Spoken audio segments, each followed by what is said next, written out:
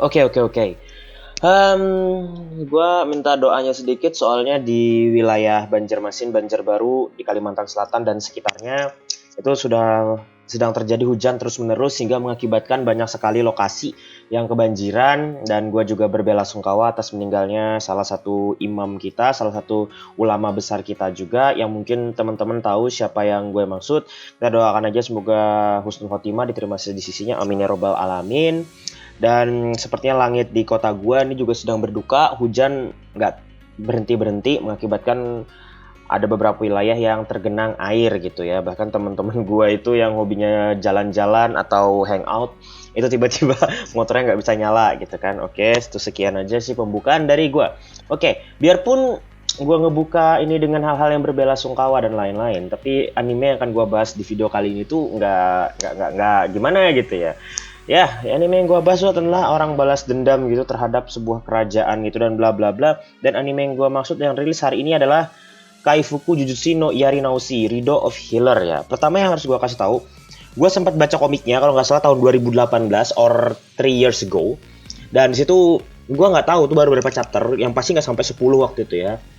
Emang ceritanya itu gue suka di penggambarannya. Itu mirip dengan anime yang judul nama karakternya tuh Raoul Evans, gue lupa. Ada bukan anime tapi karakter, nah Raoul Evans ini ya. Raoul Evans tuh nama komiknya apa ya? Manga. Jadi mirip, nah Fukasu Okeinagu Saikyo Yusawa. Jadi kalau teman-teman baca komiknya Fukusu Okeinagu itu mirip banget dengan Kai Fuku Jujutsu. Sama-sama dihianati oleh sang tuan putri dan mereka sama-sama pahlawan atau Yusha.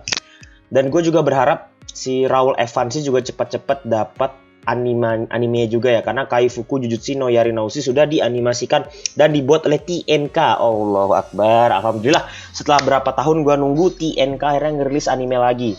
Gua lupa itu kapan terakhir mereka ngerilis anime ya, coba Orewa cek sih. Jadi mereka ngerilis anime itu terakhir 2020 enggak. Oh, ada ya 2019 Kandakawa Jet Girls. Enggak nonton gua. Ini juga buatan Zero G. Ini yang berarti terakhir ya. Senran Kagura. Kayaknya yang terakhir gua tonton Nanatsu no Taizai Shin ini deh. Pokoknya yang terakhir gua tonton dari buatan TNK itu si Nanatsu no Taizai.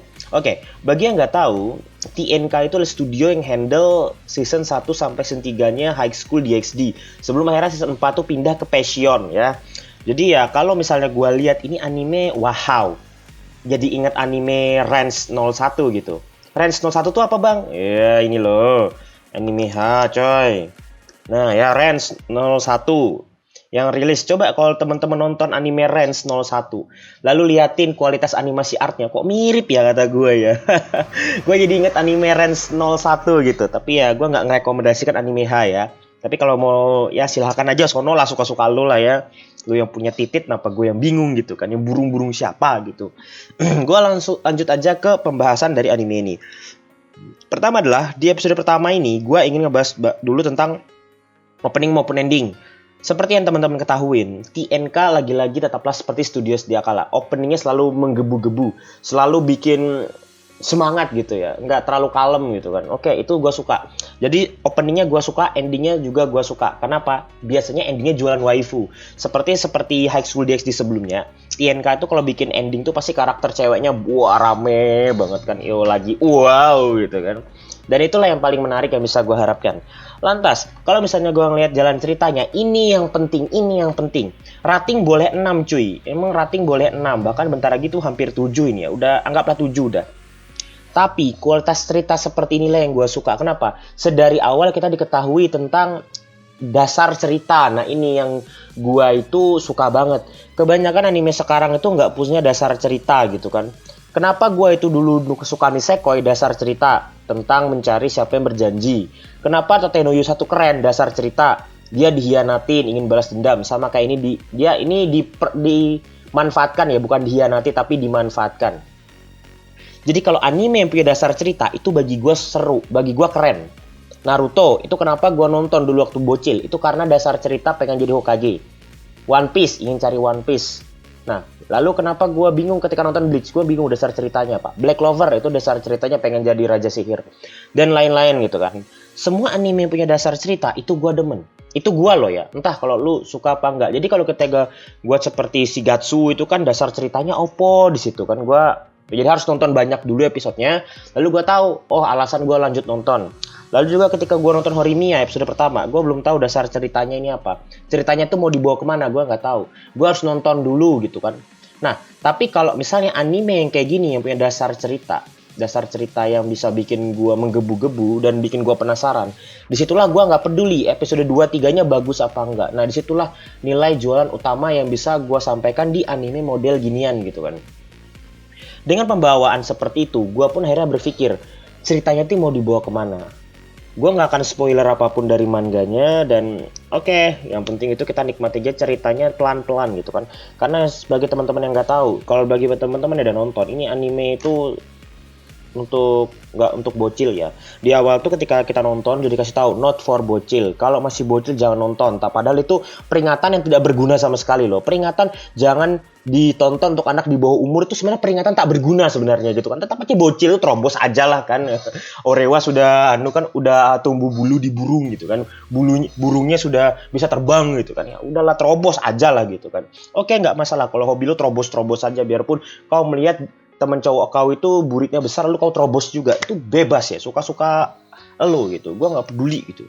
Lantas apa sih yang bisa gue dapatkan dari anime ini adalah pertama adalah gue apresiasi yang satu, TNK studionya ini desain animasinya sedikit berubah dibandingkan dia menonton Shinanatsu no Taizai yang anime 4 tahun sebelumnya. Kenapa gue nggak nonton Kadagawa Jet Girls dan kebetulan gue nggak nonton itu, jadi sorry banget gue nggak bisa ngebandingin yang terakhir kali anime mereka dengan yang sekarang. Yang bisa gue bandingin itu cuma High School DxD, Senran Kagura, dan juga Shinanatsu no Taizai. Tapi cukup mirip dengan Senran Kagura. Tapi Senran Kagura itu anime jauh lebih moe. Oke, untuk secara kualitas visual dari studionya, lagi-lagi gue nggak bisa nebak kalau ini buatan TNK. Gue kira buatan sama studio Ransen 01 tadi loh. Emang Ransen 01 tadi studio apa ya? Gue lupa. Ikiboshi atau Pink Pineapple, gue juga lupa. Nah, gara-gara mirip dengan anime tersebut, gue mikir, oh ini anime H nih. Ternyata Semiha. Semiha tuh yang kayak gimana bang? Seperti Yosuga no Sora, seperti Peter Grill, itu kan Semiha. Nggak H langsung. Nah, kalau kita nonton, emang ada adegan gitunya bang? Ada, tapi ya banyak sinar dewanya kan, banyak kelelawar hitamnya yang menutupi bagian-bagian yang terindah ya. Ujung-ujungnya juga anime ini cuma buat pegang-pegang burung. Kalian siapa yang nonton sambil pegang-pegang burung? Itu pasti Anatawa kan. Oke, kalau misalnya hal itu yang terjadi, terus desain karakternya gimana? Ini yang mungkin menurut gue sedikit harus ada kurang. Menurut gue adalah desain karakternya yang nggak segarang di manga gitu, gue nggak bandingin sama novel karena gue novelnya kagak tahu. Jadi kalau misalnya biasanya novel tuh jauh lebih bagus sih daripada manga kan, kecuali kasusnya Anos ya, Anos tuh lebih ganteng di komiknya. Jadi kalau misalnya gue bandingin, oke lah, kalau pewarnaannya mungkin ada kaku ya, bahkan menurut gue Hentai X-Rose itu malah lebih bagus loh. X-Rose bagi yang tahu ya, anime tahun kemarin tuh judulnya X-Rose itu kualitas artnya tuh bagus. Lalu ada Prince Connect Redive, itu juga bagus banget itu. Biarpun mereka anime mediocre, tapi pewarnaan animasinya tuh gue akuin jempolan gitu.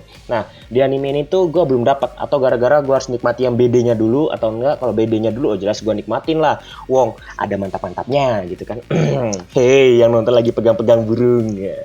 Kalau hobi kalian tuh pegang-pegang burung kan, burung tetangga tuh pegang tuh. Jadi kalau misalnya cuman anime dengan konsep dan jualan pegang-pegang burung, itu sebenarnya sudah banyak sekali anime model gituan ya. Tapi sini adalah konsepnya itu adalah dia ingin balas dendam. Keren kali gitu, MC-nya ingin balas dendam kepada orang-orang yang telah memanfaatkan dirinya.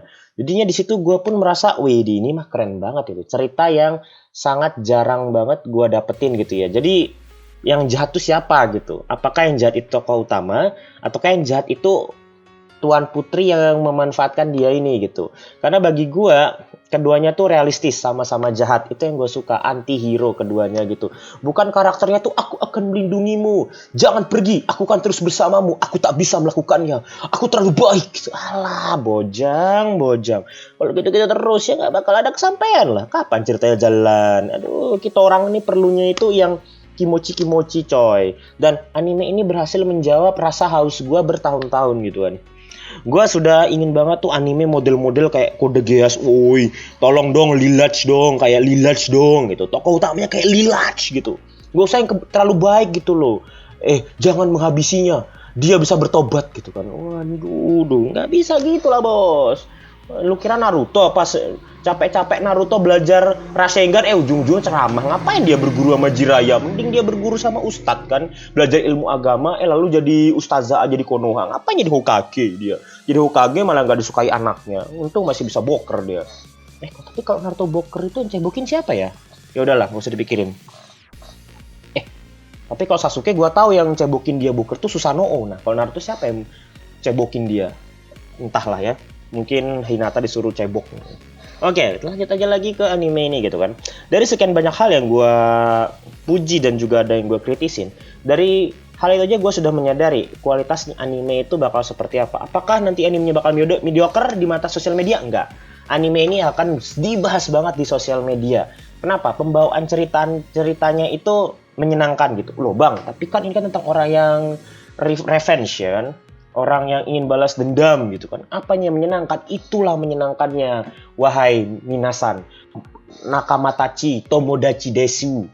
Jadilah cerita yang misalnya dibangun dengan hal-hal yang membuat tokoh utamanya itu tersenyum. Kok tokoh utamanya ini mukanya itu jengkelin sok-sok baik gitu kan, tapi di belakang tuh dia ingin menusuk, tuh keren bagi gue. Itu tokoh utama yang harus gue cari-cari. Makanya gue itu mager sama konsep isekai yang tokoh utamanya tuh kelewatan baik gitu kan, senyum dikit cewek langsung sempoyokan, langsung minta dipoligami. Mana mau Laurewa ngawur aja seperti itu kan. Aduh, besar. Bentar. Gue minum dulu nih, hujan mulu soalnya nih, nggak bisa jalan-jalan gue kan. Oke lah, udah berapa menit gue ngomong, buset 11 menit, so serius gue ngomong ini anime aja begitu panjang ya. Berarti oke lah ya, berarti bahasan gue untuk anime ini gue selesaikan dulu aja. Nanti ada review 2, 3, dan 4 tuh sesuai episodenya aja. Dan bagi gue pribadi ini anime yang bener-bener akan gue tonton. Bagus apa enggak, gue nggak peduli gitu. Kenapa yang gue peduli itu adalah pegang-pegang burung. Nah, oke. Jadi itu sekian dari gue. Thanks for watching. I'm CRY and see you next pegang-pegang burung.